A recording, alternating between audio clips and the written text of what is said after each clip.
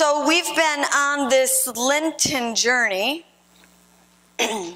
We started following Jesus into the wilderness, and we wondered what kind of wilderness we might face as we fasted or added something into our routines during this season, how it might puzzle us or challenge us or confront us. And then we followed Jesus up to the mountain of transfiguration, and there his disciples saw him in bright lights as his path was affirmed to go into death. And they said, no, let's build tiny houses here so we can be safe and cozy. And Jesus said, no. We must go down from this mountain into the real world and face those temptations. And then we followed Jesus into the temple, where he confronted the economic system of the day, overturning the money changers' tables, letting the sellers' wares flee their cages. And we wondered, what might we have to do to confront the economic disparities of our day? And then last week, we overheard a conversation between Jesus and Nicodemus, as Nicodemus, a leader among the people who we thought knew everything, asks Jesus, how am I to gain eternal life? And Jesus said, you must be born again. And we realized that we have to constantly be reconsidering our priorities, constantly being renewed, so that we continue to be a life-saving station in this community. Well, just in case we didn't get it, Jesus is again dealing with his ministry and what it involves. And we get to overhear this little vignette where Jesus shares the big picture of his ministry and what it means. So first of all, we see that those who are listening are not just the insiders anymore. John is clear to tell us that Philip the Galilean, the Gentile, the outsider, has made a way for those folks to get to Jesus, to have access to Jesus. So it's all people that Jesus wants to make sure hear this message. And then we hear them say, we want to see Jesus. Do they want to see because they've heard about his miracles? Do they want to see him perform some healings? Have they heard about his teachings and they're curious? Or are they just voyeurs? They want to be part of the crowd. They've heard some bad things might happen to this crazy man, and they want to be there when he's hung by a noose, hung on a tree. The fate of all who defy the kingdom of Caesar. We want to see Jesus. This implies in John's telling more than just a looking with the eyes. They say they want to gaze upon Jesus. And Jesus says, I will be lifted up and all will be drawn to me. For the reader, this would recall that story in the Old Testament. Remember, the Israelites were wandering through the wilderness, and the poisonous snakes came and bit them.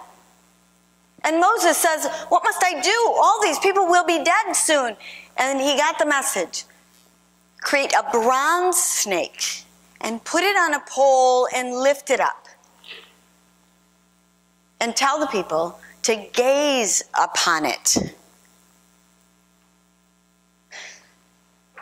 What is it about facing our dark side, facing that which is ugly in us, that which hurts us, that which causes us pain and despair? What is it about facing that somehow gives us life? Jesus goes on to say, yes, it's only through death. The seed must go into the ground before it can come up, flowering, producing fruit, available, good in the world. Through death into life. These images, by the way, are from a Swedish artist, Lundgren, who I thought was just, I thought they were just really poignant. We want to see Jesus lifted up, confronting us.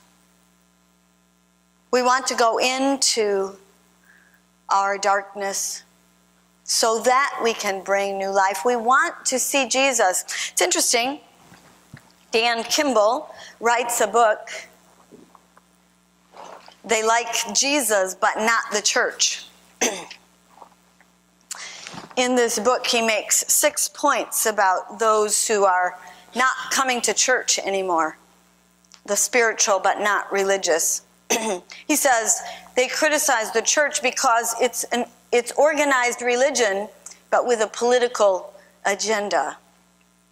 And he talks a lot about the conservatives who want everyone to agree with their political agenda in the name of Christianity. He says Jesus, on the other hand, had no use for organized religion that became institutionalized and cared more about the organization than the people. He says the reason these folks don't come to church is because the church is judgmental and negative. And then he claims Jesus was only judgmental about those who oppressed and were hypocritical. He says people don't come to church anymore because the church is dominated by males. I'm happy to say that that's not true of this church. Jesus invited women to follow him in a day when women were only property. And good for you for recognizing the gifts of men and women.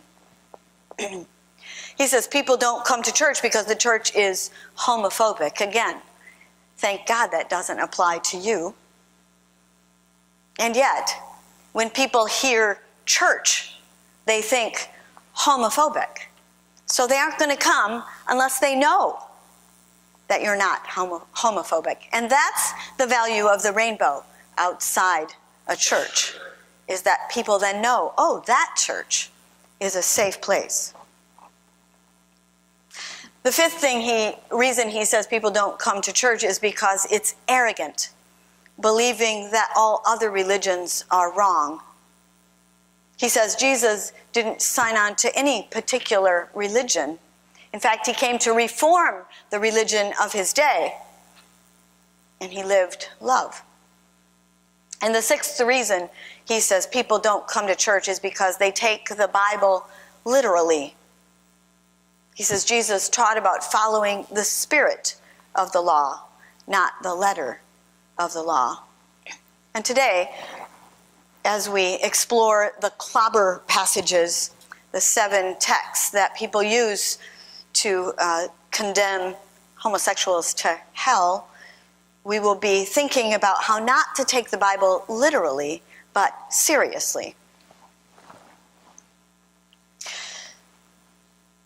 So, people want to see Jesus. How do we become a place where people can see Jesus?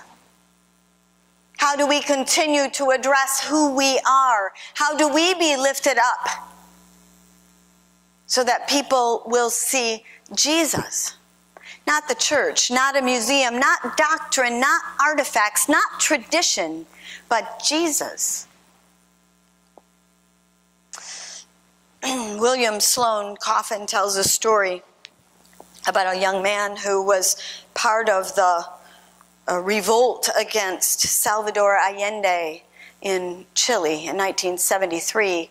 You might remember some of the stories about the massacres. The people were herded into stadiums. And in this one situation, a young man standing in the middle of the stadium, worried for his life, began to sing. And others joined in the song, and someone passed him a guitar, and he started to play as he sang. And those in power were afraid. They were worried about what might happen with this young man singing. And so they took him out of the stadium, and when he came back, it was with a smashed guitar and all 10 of his fingers cut off. And people withdrew in horror. And the young man lifted his hands and began to sing again. And the people put down their resistance and sang with him. And pretty soon those in power became afraid again. People in power become very afraid when the Spirit of Jesus is present. When people are not afraid of death, people become very afraid. And this time, they took the man out, and when he came back, there was blood trickling from his mouth. They had cut out his tongue. And he stood in the center of the group, and he began to sway, and some thought he was going to faint, but no, then they realized he was dancing a song. Dancing a song of resistance, and the whole stadium began to sway. And this time, they shot him dead in front of them. His story survives and inspires to this day. There is no need to fear death. It cannot defeat life. Hopefully none of us has to deal with that kind of death. But the question is, of course, what must we die to?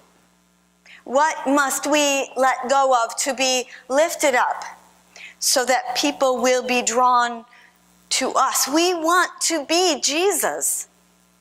We want to be God's love for those in our community and in our world. How must we die? Into what darkness must we go? What must we let go of? It's much easier to do it together than alone.